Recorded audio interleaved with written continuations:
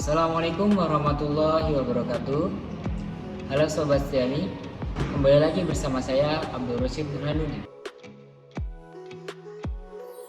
Semester 3 mata kuliah Strategic Management dengan dosen Bapak Taufan Maulamin. Video kali ini saya akan membahas analisis SWOT. Ya, langsung saja kita mulai. Analisis SWOT adalah suatu proses analisis yang dilakukan dengan melihat semua kekuatan, kelemahan, peluang, dan ancaman yang dimiliki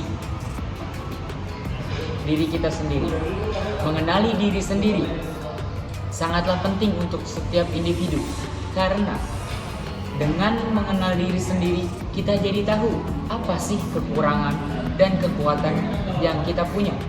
Dengan begitu, kita jadi lebih mudah untuk memperbaiki setiap kekurangan sekaligus mengoptimalkan kekuatan atau talenta yang ada di diri kita sendiri. Mengenal diri sendiri juga bermanfaat ketika kita bersosialisasi. Mengenal diri sendiri membantu mempermudah komunikasi dengan orang lain.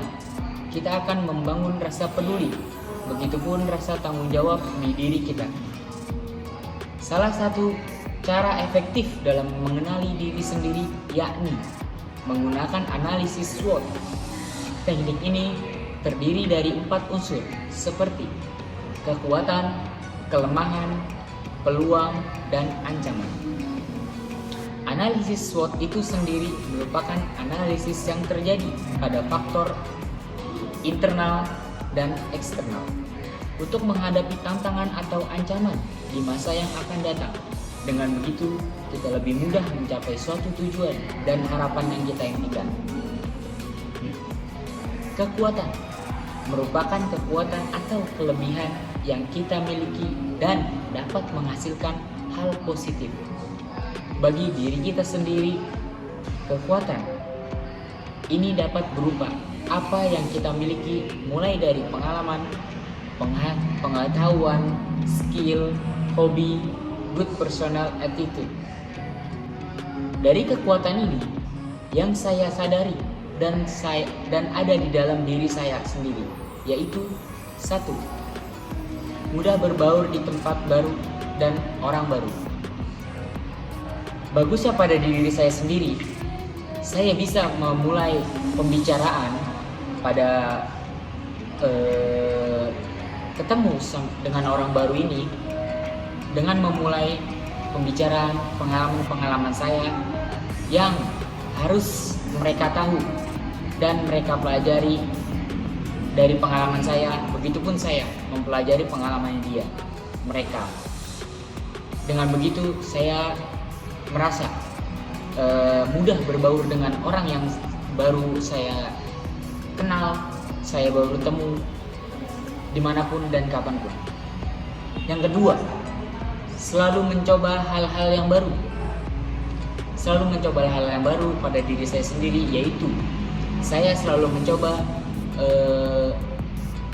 apa yang belum ada di diri saya belum bisa, dan saya ingin mencoba. Walaupun saya di akhir bisa atau tidaknya, saya selalu mencoba dengan tekad yang kuat, percaya diri. Saya mencoba belajar dimanapun dan kapanpun, dengan siapapun. Maka itu saya selalu mau mencoba hal-hal yang baru dengan mempelajari hal-hal yang sebelumnya saya sudah pelajari. Yang ketiga, orang yang menyenangkan. Saya mungkin orang yang lucu, tidak tahu orang lain, karena menurut orang, setiap orang itu semua lucu. Kalau bisa membawakan tempat dimanapun dan kapanpun. Dan saya selalu gembira. Saya tidak pernah sedih di depan orang-orang. Saya kalau merasa sedih ya di tempat gelap paling. Makanya saya orangnya tuh menyenangkan, mudah tertawa, mudah bisa bikin tertawakan orang, melawak. Itu. Yang keempat, mudah diajak bekerja sama.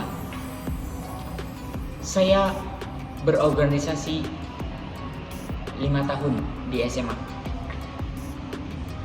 Dan saya tahu saya lebih pengalaman dalam bekerja sama setiap acara-acara yang ada di organisasi, entah itu orang luar atau orang dalam.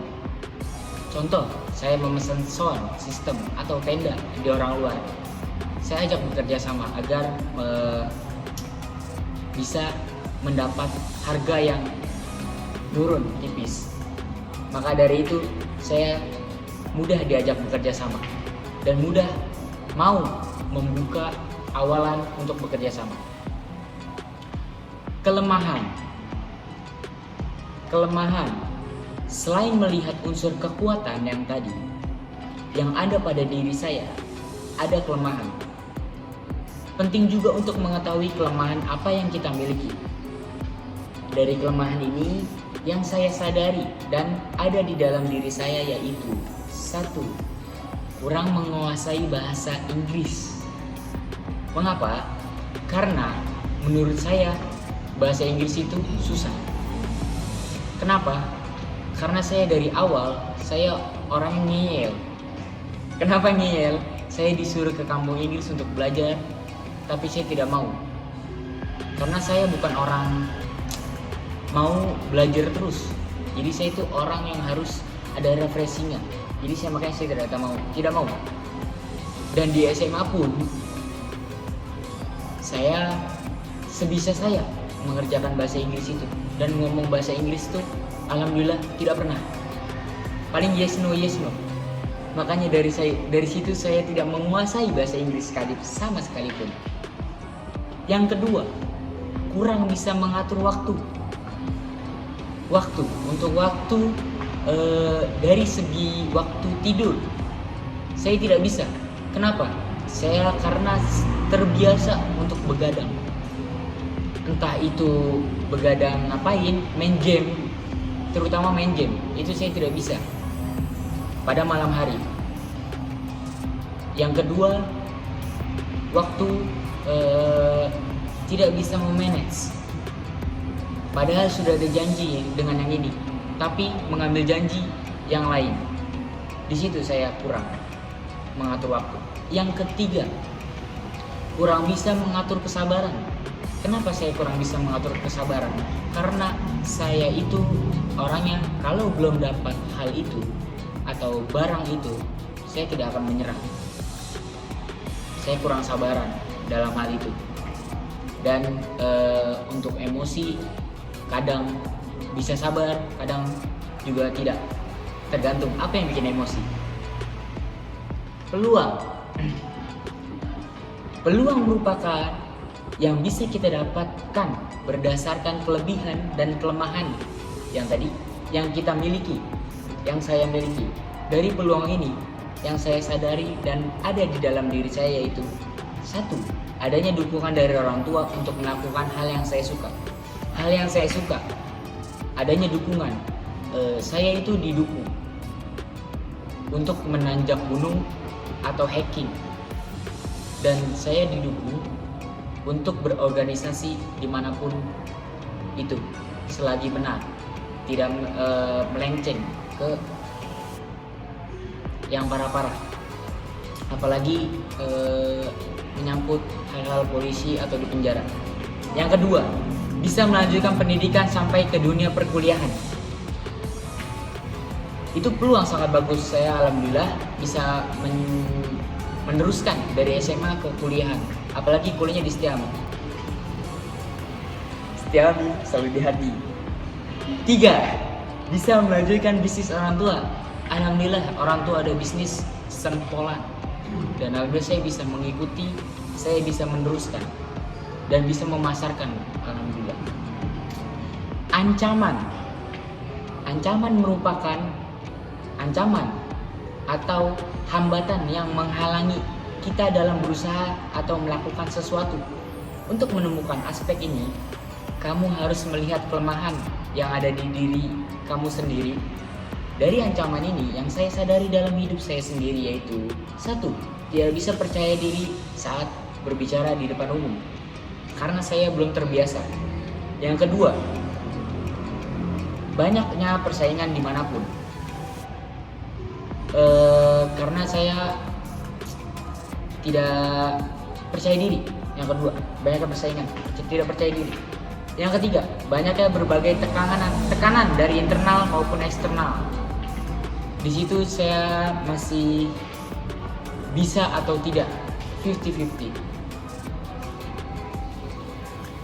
Sudah, ini saja yang saya dapat sampaikan untuk menganalisis SWOT.